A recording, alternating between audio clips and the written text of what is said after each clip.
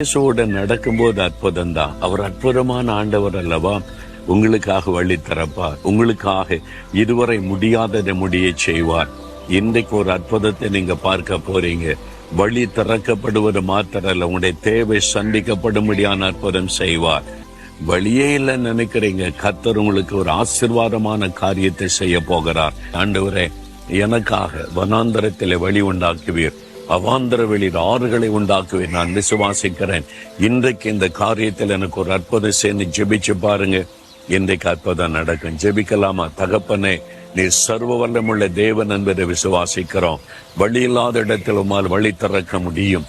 முடியாததை முடிய செய்ய உம்மாலே கூடும். இயேசு கிறிஸ்துவின் நாமத்தில் இந்த மகனுக்கு, இந்த மகளுக்கு வழி திறக்கப்படட்டும், தேவை சந்திக்கப்படட்டும், அற்புதம் நடக்கட்டும். ஒரு அதிசயத்தை செய்த மகளை செய்யும் இயேசுவின் நாமத்தில் ஜெபிக்கிறோம். ஆமேன், ஆமேன்.